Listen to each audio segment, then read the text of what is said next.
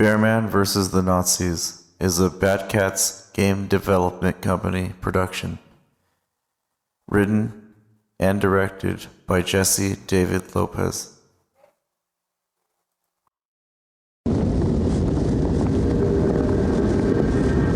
Bearman Vs the Nazis. Chapter 1. Dadalow's War.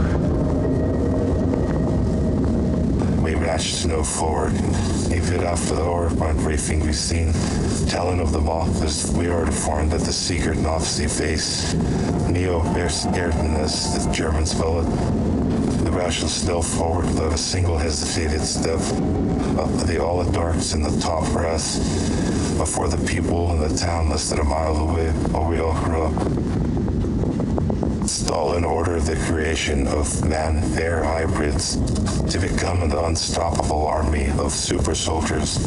After his best friend Hitler stabbed him in the back by sending attack columns into Russia. After Stalin carefully placed attack columns to go invade Germany. I guess Nazis can't trust communists, and communists can't trust Nazis. The flip side of this new escalation of warfare is that the enemy was forced into a position of stealing the research or being annihilated by the results. Either kill the Bearmen or be killed by them. We didn't blame the Nazis for trying to survive. They must defend the motherland, even from our own research, and now they must die. It's just another day of war.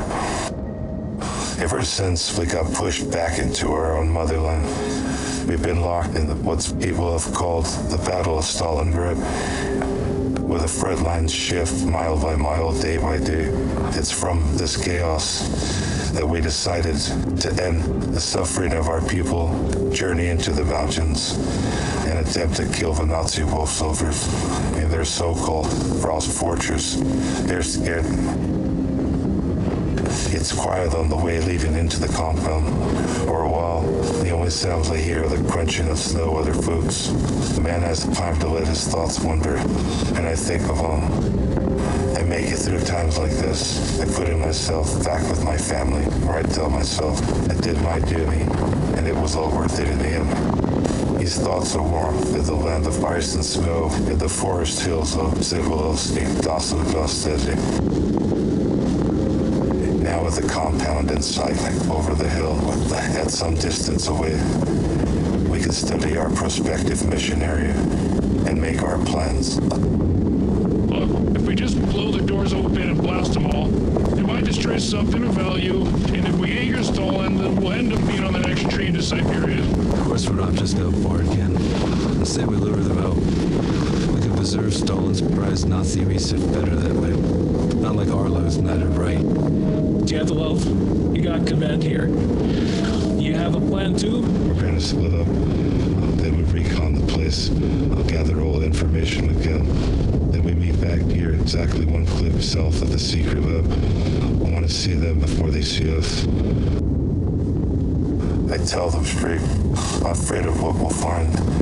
Then I'll let them see or hear my fear. Then push it down and brave the cold, just like the rest of them. After we depart from each other's company, we set out on our reconnaissance mission to observe and report what we see at the laboratory. The Nazis call Neo-Bears, named after the Arctic base, the Frost Fortress. All of us now wait to see what's next. Boris is the first to head to the back, which from our perspective was the north-facing part of the building.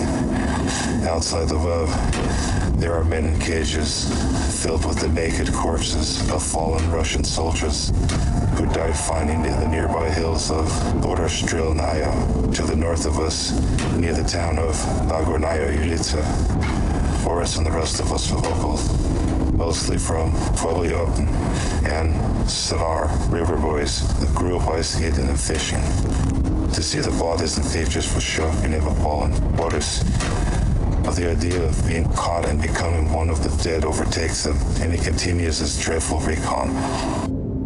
Dmitri has taken the most daring route, seemingly to outdo the rest of us. From the second floor, Dmitri can see into the industrial windows of the laboratory.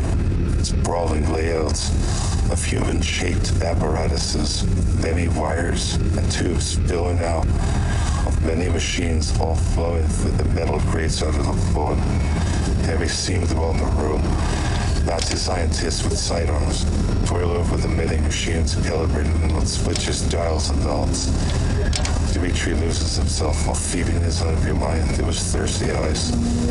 He hears an unnatural hell in the distance. Then he remembers where he is and resumes his tactical stealth walking. Igor has his hand over his mouth in horror as he looks through the slats on a window. Igor sees Nazi scientists pull a deformed human hybrid creature by chains from hooks on the creature's body as it futilely thrashes in pain. While bound in chains, the Nazi scientists drag the creature, howling and screaming, into an area with a grated floor. Then they suspend the chain in place and affix the creature to the wall. Then they shut the gate on the grated area. Then one scientist points to a man standing by a red button.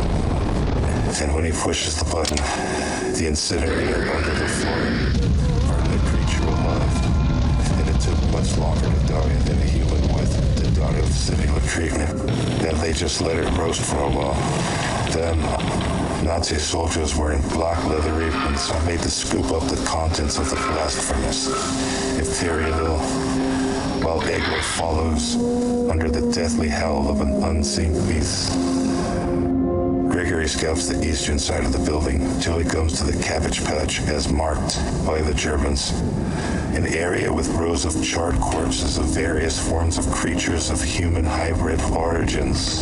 The twisted bodies and contorted faces tell the tale of their final agonizing moments in this cruel world. It's here that Igor reunites with Gregory. They're careful, as another deathly hell comes from the surrounding forest. Konstantin and Alexei scout the front of the facility with their binoculars, careful to stay out of sight. They note the movements of the guards at the front and the numbers of people they can see from the windows and the doors.